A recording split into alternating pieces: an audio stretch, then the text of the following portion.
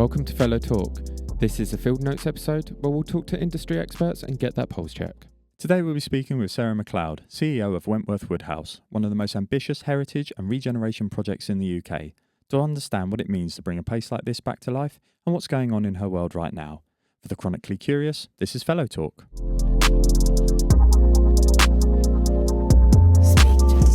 Hi Sarah, thanks for joining us today. For anyone that doesn't know anything about you, would you mind just telling us a bit about yourself and the work you're involved in? Okay, gosh, that's a big answer. Depends how long have you got. Okay, so in my day job, I guess, I am CEO of Wentworth Woodhouse. And Wentworth Woodhouse is the country's largest stately home, but also, more critically, the country's largest heritage restoration project outside of the Palace of Westminster at the moment. So it's a £200 million restoration project. It's the project nobody really wanted to take on because the house came with no endowment, and so there was a huge challenge, not just of restoring it, but also, more critically, giving it a purpose in 21st century life. This is a huge aristocratic palace in Rotherham, of all places, in South Yorkshire. So repurposing it for a really valuable public benefit use is a big part of what we're doing. And beyond that as well, I do lots of other things. I'm writing at the moment a couple of books. I lecture at Cambridge University, and I chair the local visitor economy partnership in South Yorkshire. So that's bringing together all of the different attractions, cultural venues, etc., and really trying to work together in a B2B way to make our visitor economy much stronger in South Yorkshire. And I sit on the committee of the National Lottery Heritage Fund as well, where we decide on funding submissions and distribute grants of up to £5 million for various heritage projects. And I do lots of other things as well.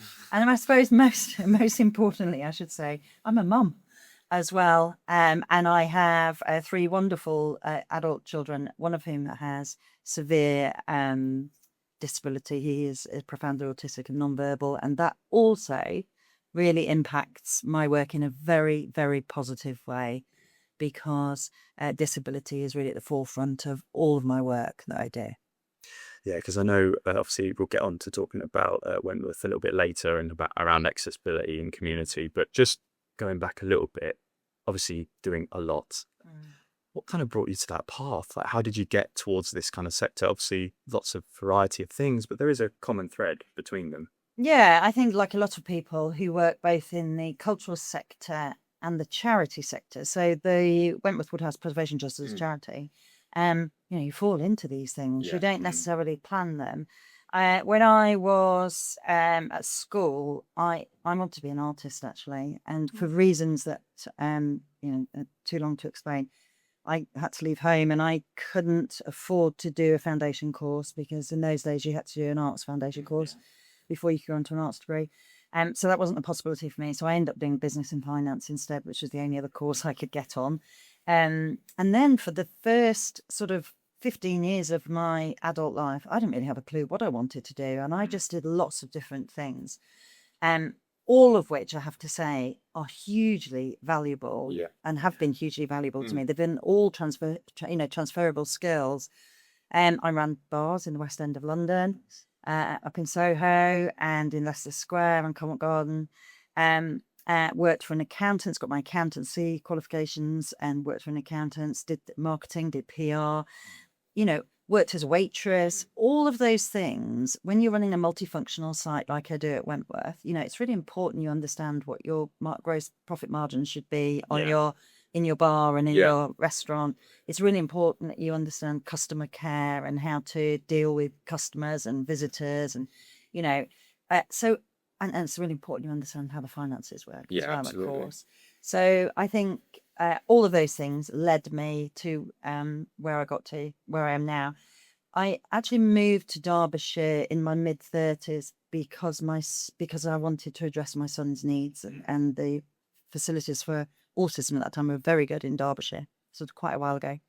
And I took a job as an admin assistant on a heritage site with a lottery funded project. And I walked onto the site and I had that sort of epiphany moment where I just thought, wow, this is brilliant. This is bonkers, but this is brilliant. And that was it. That was the moment that I fell in love with the whole idea of repurposing buildings. Really, I think fundamentally, repurposing buildings for community benefit. It just seems such an obvious, great thing to do. Yeah. You know, why are we building so many new buildings when we've got so many fabulous old ones that can be repurposed? And when you look at like Wentworth right now, like what is it that feels most alive or in motion for you? Wentworth's quite different to other country houses or homes or palaces. And if you visit Wentworth, which I'm going to insist yes, you we'll go drop by for sure. It's got a very and everybody says it's not just me, it's got a very unique feel in that from day one we have made it very clear that Wentworth Woodhouse does not belong to me or the trustees of the trust. It belongs to everybody. It's, you know, we're a charity and we're there to provide restore Wentworth for the benefit of the nation, and that means everybody in the nation, not just white middle class people. It means everybody. And so we have always said to our community in South Yorkshire, this is your house, this is your project. We're here to deliver it for you and to be the custodians of it, but it belongs to you. And when you come to Wentworth, we have over 400 active volunteers there and over 100 paid staff now. And you will find very quickly that, you know, they all talk about the house as if it is their house because they believe it is, quite rightly so.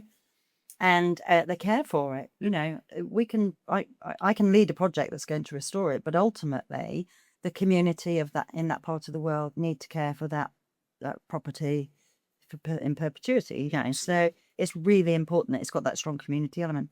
I think the other thing is we work very closely with disability groups, low-income families, of which there are a lot in our part of the world, and the global majority. So that fantastic, rich mix of ethnicities that we have in Rotherham and Sheffield and you know, in the wider region.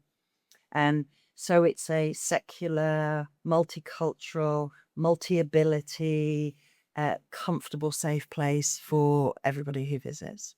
And how would you take something like Wentworth, which perhaps historically has not been for those communities? What does it look like for those communities specifically? How have you catered? Yeah, I think it was really interesting. One of the first exhibitions we ever put on at Wentworth was an exhibition by a consortium of Pakistani ladies called The Suitcase.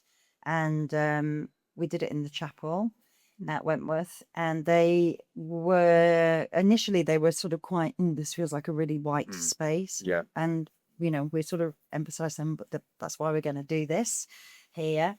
I think we don't get me wrong, we don't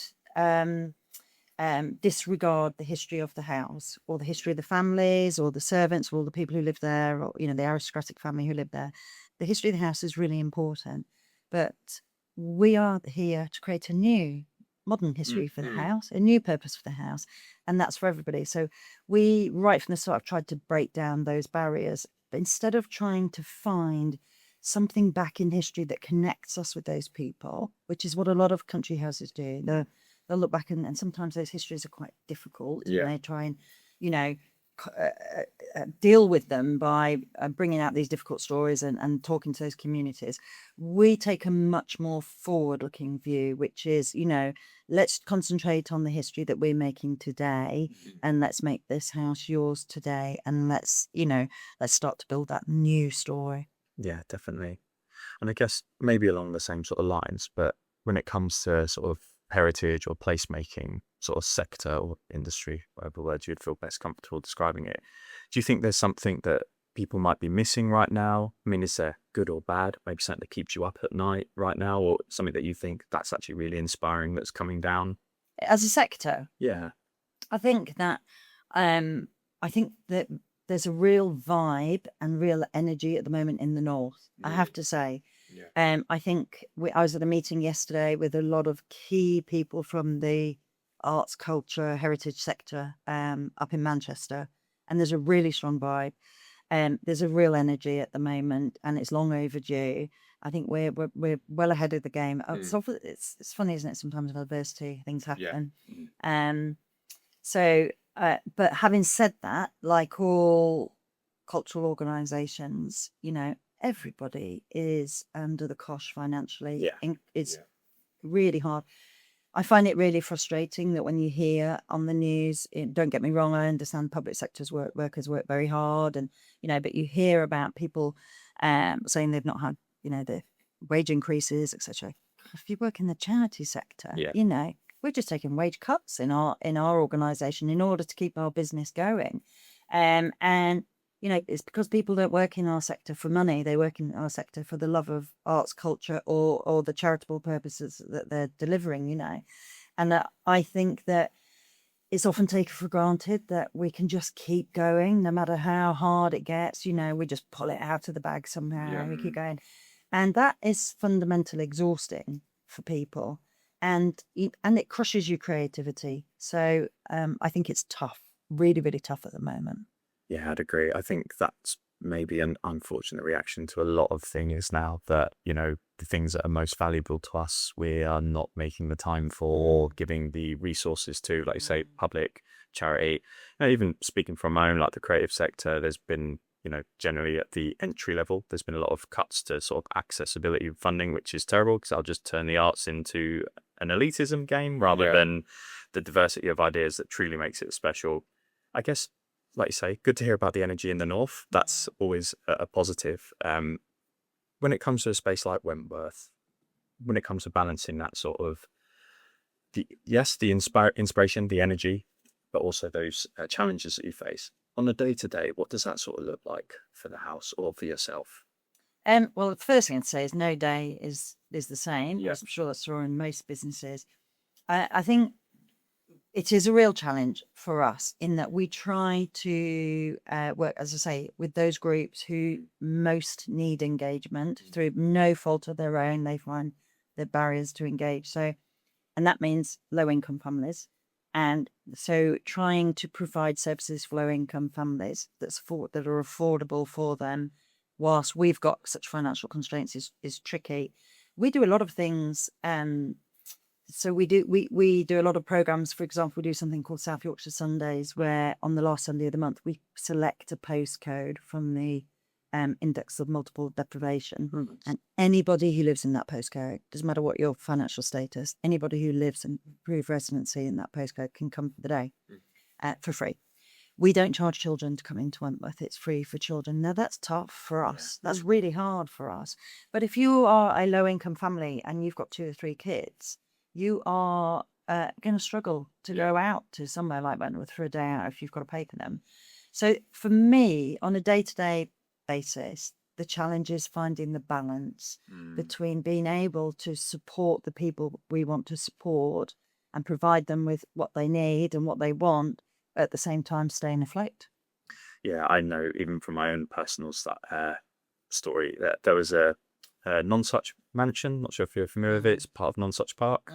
Henry VIII. I was just really testing my history from GCSE. But community-wise, we've been going there for ages as a family. My mum and dad took me.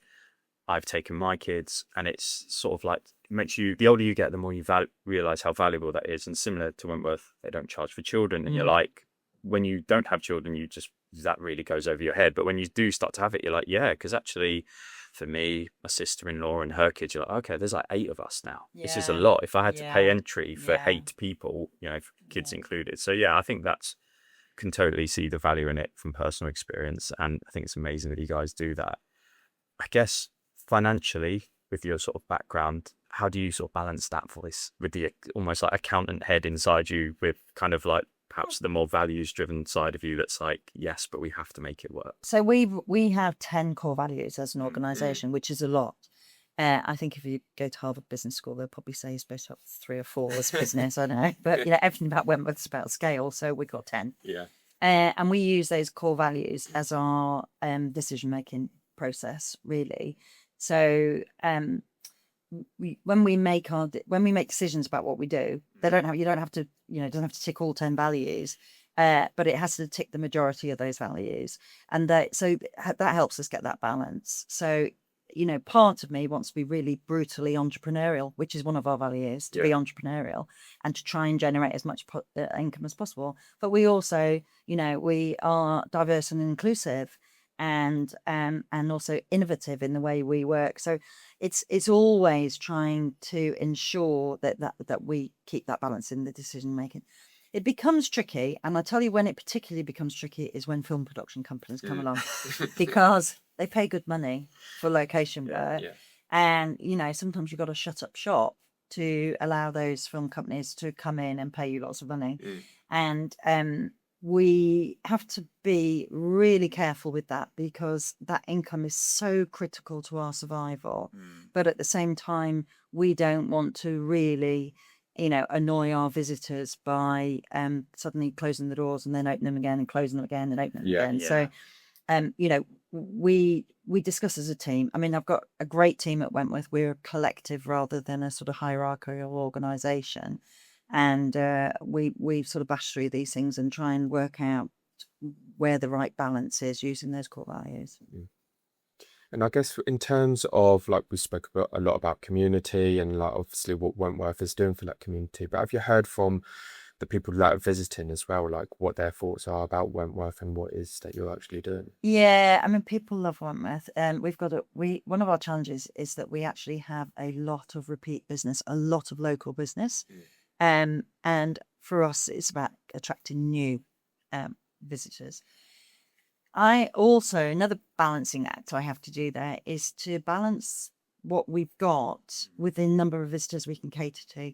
So, as we develop the site, we can spread our wings further, but if I were to now sort of do a huge marketing campaign, national marketing campaign that brought people from all over the UK, we've got very limited toilet capacity. We've got very limited catering capacity.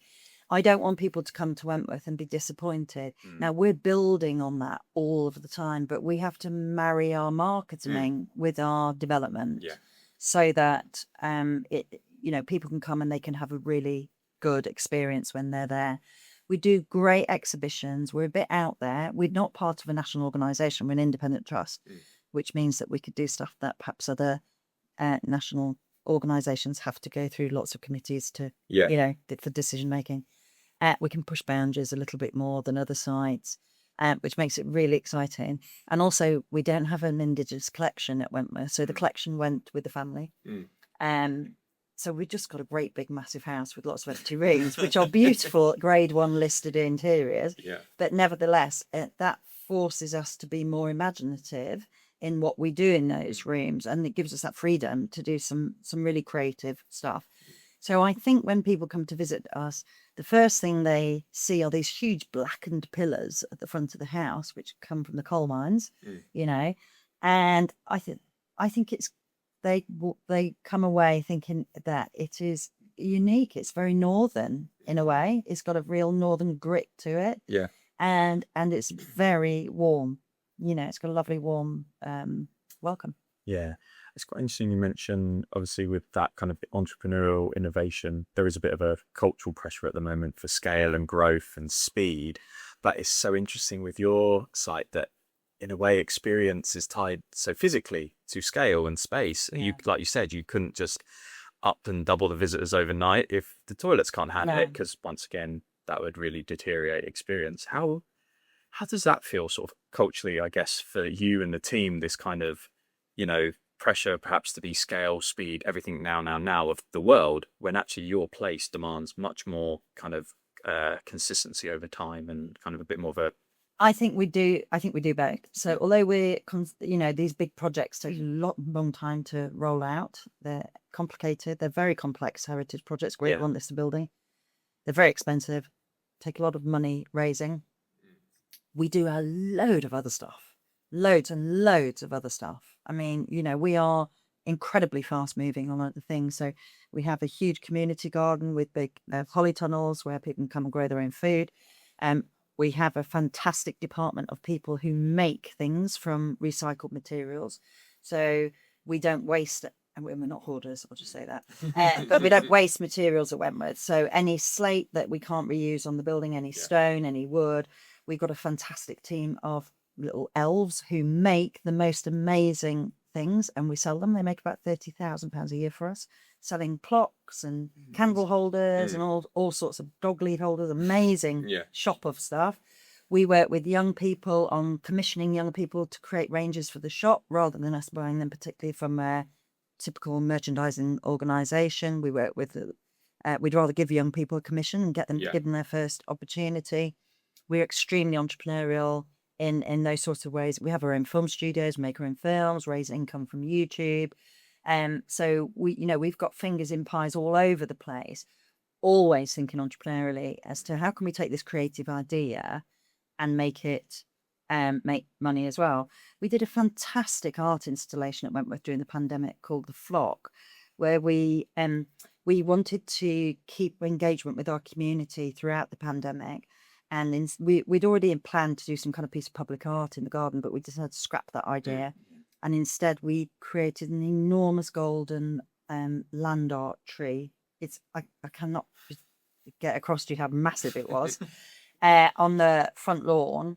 And we had 10,000 little wooden birds, two-dimensional bird cutouts made, which we safely distributed throughout the communities of South Yorkshire. And we asked them for people to paint one side of the bird and to put a message on the other side of the bird. And it could be a message about the pandemic or about Wentworth or about how they were feeling.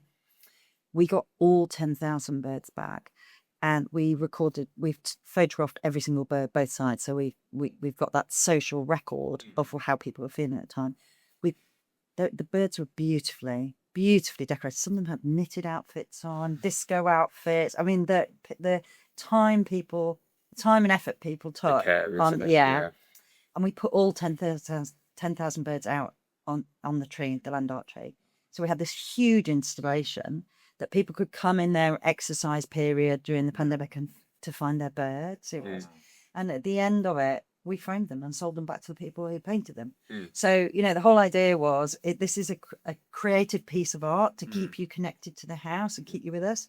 But we will sell it, we will sell it and recycle that piece of art to generate income from the house, and also so that doesn't go in a landfill. So we are completely honest about that. We will, we'll create, reuse, and then we will sell. I guess in that instance as well, it feels like the people that are being part of the installation are also part of Wentworth House. That obviously shows their care as well, but there's that like immersive element to what it is, right? And it makes them feel a lot more part of it, where the culture comes in and how it can spread a lot more. Absolutely. It's all about giving people a sense of ownership. So when we put the new roof on, we did a £7 million roof project. We've got 4 acres of roof at Wentworth. That's the scale that, when we did the roof, we said to people, well, actually what happened was we found in the roof space lots of historic graffiti from where people who'd worked on the house in the 17th, 18th, 19th century had left their handprints or their signatures. I mean, beautiful bits of graffiti. So we got this idea about let's keep this theme going of making your mark at Wentworth, and I'm really encouraging people to make their stamp on it, that stamp of ownership. So we ask people, if you make a donation, you can have your name put on a slate, engraved on a slate before it goes up onto the roof. And then with the first £5,000 we raised, we bought a laser cutting machine, which is like the best thing we've ever bought. Because the poor guy was kind of engraving signatures into the slate. So we got the laser cutting machine. At that point, then you could have a whole poem, anything on your slate. And everybody again got a photograph of their slate in a Wentworth Woodhouse mount and their special message. So they've got a record of it themselves. We've got a record of it, and the slates are all up on the roof. We raised about £60,000 through slate messages. They're all up there. They'll be up there for the next 300 years. People know that their slate is there with that very special message. It might be about their mum or their dad, or there's just the most beautiful stories up there. So it's about that ownership thing. Now we're doing the same thing at the moment now with the chains. There's huge chain links that went across the front of the house that were lost after the war. And we're reinstating those, and the Foundry are stamping people's initials into each link. If you're a family, for all your family in the line, you get a little map showing you exactly where your chain links are. It's making your mark at Wentworth. It's reinforcing. It's your house. You own it. There's your mark. That's your initial. It belongs to you, and it helps us raise money as well. Yeah, and it's just such an exciting idea to like move away from just what can we do with the room, the building. You're like, no, what can we do with the things that happen here, like the culture, like you say, like what could just be we just need to fix the roof, turns into creativity. Let's get you involved in get it. involved, community. It's, and I think that's what's really exciting to us. We talk about that a lot in the work we do around. You can't just bring people to a space and be like, cool, you've gathered here. It's like, what do they do there? Why have they traveled there? What's the point? You can spend millions on a restoration of a building or refit of a building, but it's what goes on inside it that matters. And if the community are not engaged in it, it won't succeed. It simply won't succeed. When you do a development as big as Wentworth, the impact, there is, without question, some negative impact, more traffic, more parking challenges, that kind of thing. You have to mitigate the negative impacts and maximize all of the positive impacts that a property like that can have. And in order to ensure that your community are really understand the benefits rather than the disadvantages of it. So, it has to involve them. They have to be involved. And the best way to do that, I think, is creatively through activities that everybody can participate in. Incidentally, when we did the roof, we put a lift up onto the roof as well with a viewing platform. So if you're in a wheelchair, you could go onto the roof and see the work. And people kept coming back because it was such a big project. They came when they saw the slates coming off, and then they want to come back up again and see when the slates went on and see. And at the top, we had a thing called a ding dong donation station, which is basically just a builder's chute with a bell at the bottom of it. And if you throw a coin down it, you can do it going down, down, down, down, and ding at the bottom. Oh my gosh, how many people love listening to a ding? I couldn't believe it. But again, we raised loads of money, but it was fun. It's saying to people, rather than just saying, "Give us your money, please help us give us your money," have some fun, get involved, do something creative, and it was really good. Yeah, I think that's always been our advice when it comes to anything to do with experience, especially like charity. It's like lead with the benefit, lead with the fun. Novelty is so powerful. And why not? Because it's not that. I think sometimes novelty gets given a bit of a dismissive tone as like not sophisticated enough. And it's just like small joys are worth every penny, literally. And I think as well, it's like when most people think about restoration, it's the typical kind of process of a building, right? They'll be like, oh, take it back to where it was before, or give it new life. But actually with Wentworth, what you're doing there is actually you're restoring more than just a building. You're giving it back to the community. Totally. It gives it more ownership, and that kind of novelty element of it has an aspect of nuance. It makes you different to other buildings that are out there, and that overall process. We produce an impact report every 4 years. I mean, we need to do that. It's important that we do it.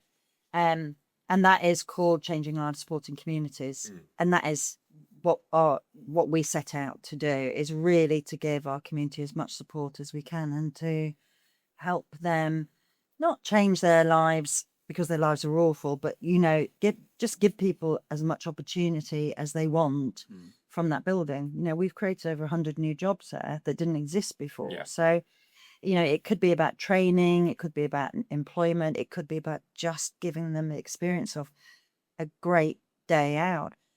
We have done things at Wentworth that people haven't liked. And I think part of the learning of that for me has been, don't push too far too quickly.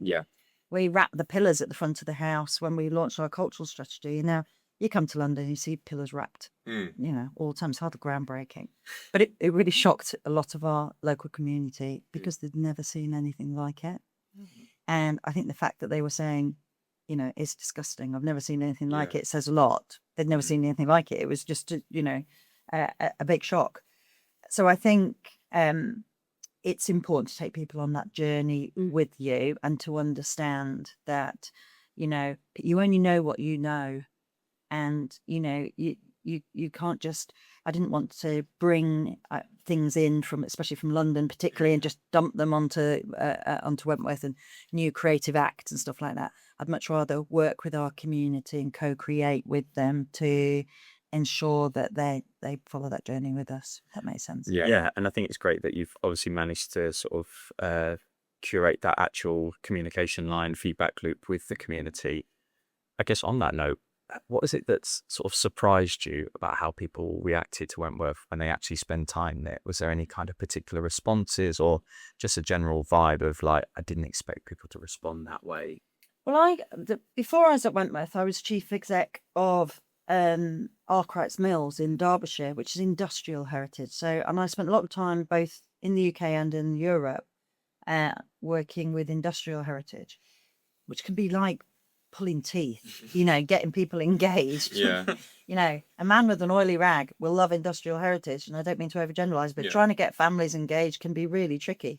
What I found really surprising when I went to Wentworth, I'd never worked on a stately home before. I'd worked on grade 1 listed buildings, but not a stately home.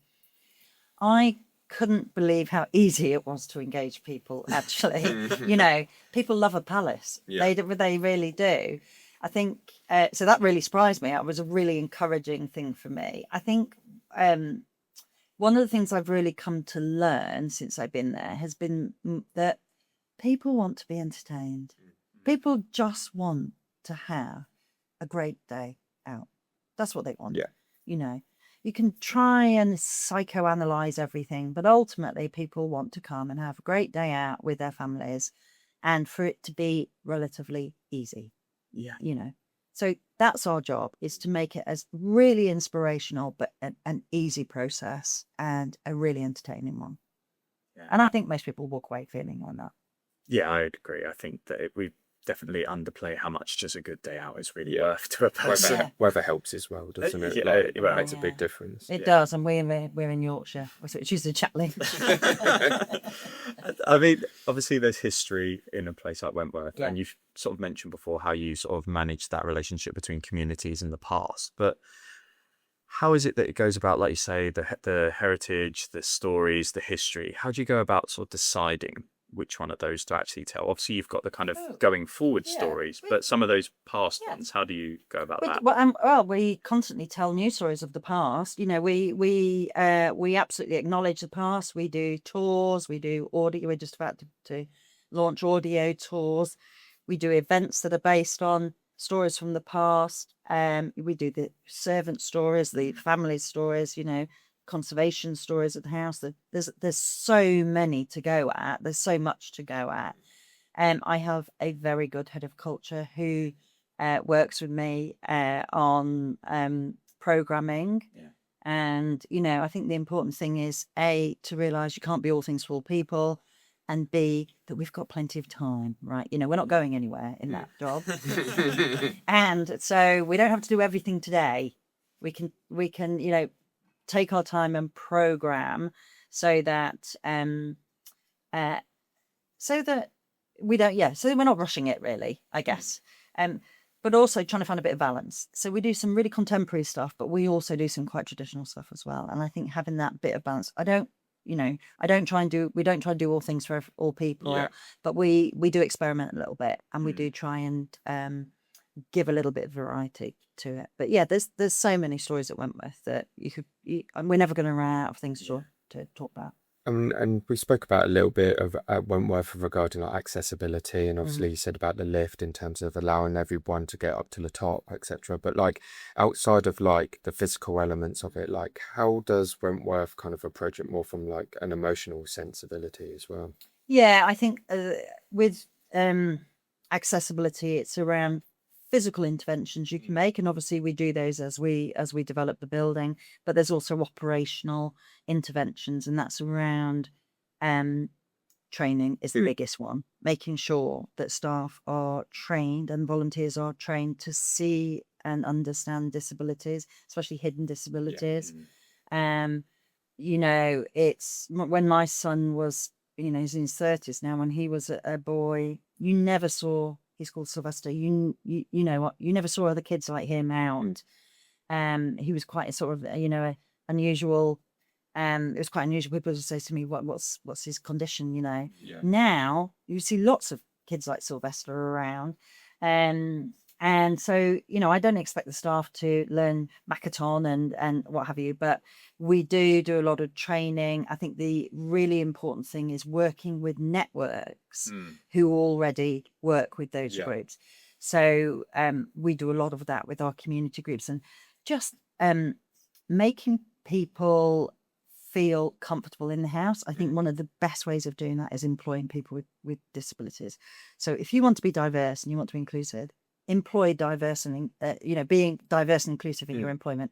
If I walk into a building with my son and I see somebody behind the counter who's got a disability, it immediately makes me feel comfortable, because I know that there is an empathetic organisation who obviously are supportive of disability. So I think that's a really important thing to do, if you want to make people feel comfortable in your venue. So we do employ a lot of people in that way, both as paid staff and as volunteers, and they're wonderful, wonderful people to employ. Yeah. Why wouldn't you? Yeah, absolutely. Yeah, and thank you so much for coming on today, Sarah. It's been lovely speaking with yourself. Thank I you. could sit and talk to you all day about it, especially as designers, we love nice things. So a nice love house nice is always, Yeah, a yeah. grade one listed building's always gonna listen to that all day. But I guess, what's a kind of sign or signal that you've seen lately that you think's a bit of a clue as to what's coming next, whether that be in your sector specifically or just even UK, world, global, if you want to punch that high? Yeah, a sort of signal or clue that you think, I think that's what's coming next. I'm going to try and be positive rather than negative, because there's a lot of negativity in the world at the moment. I think that in a positive and also in a challenging way, I think we are changing in terms of how we perceive work and lifestyle dramatically. And I think the pandemic has helped accentuate that. But for me as an employer, one of my challenges is people don't want to do the really tough jobs anymore. I find it quite hard to get people who my generation, and I sound like an oldie here, but we work and work and work and work and work ourselves to death and work all the hours God sends and what have you. And I think people are much, much more aware now of work-life balance, of quality of life, of quality of health, and all of those things are really good. I mean, the Scandinavians are on this decades before us. And I think that is changing the way we work. Not just this working from home thing, but just this lifestyle balance has become much, much more prominent. And I think that in our sector, in the charity sector, is hard because people work very, very hard for very little money, and they dedicate their lives to their cause. But I think that is absolutely a shift in the way we work, and I think we need to get completely on board with it, because people want to work in a better way, in a way that suits their lives, in where people didn't question this before. And I think that we have to adjust the way we do business on that. What's a lesson that you've learned the hard way that you would have felt would have benefited other people within your field? Gosh, what's a lesson I would have learned? I've learned so many lessons. I'm learning lessons all the time. Life is one big lesson, isn't it? And I think for me, the hardest thing of being a chief executive is people management. Yeah. That's the hardest thing. You can be really good at your job. You can be really good at getting funding, or you can be really good at being creative, and I think what happens in a lot of businesses is that you move up the ladder as you become successful. But actually, people management is at the core of everything, and keeping your staff, keeping them happy, making them feel fulfilled, giving them the training and the progression that they need. All of those things are so important. And when you're in a resource restricted organization, it's often difficult to give yourself the time to do those things. So I think if I were to go back again, have my time again, I would have learned that. I would hope I'd learned that lesson earlier.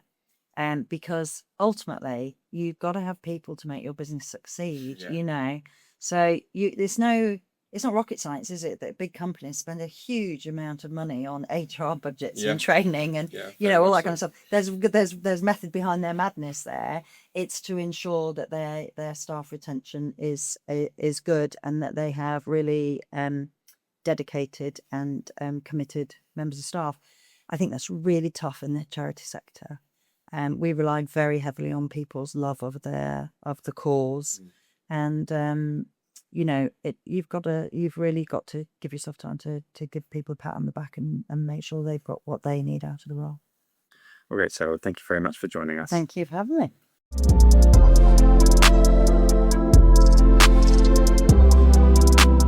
That was a Field Notes episode with Sarah McLeod, taking a pulse check on heritage, regeneration, and what it means to make historic places matter today.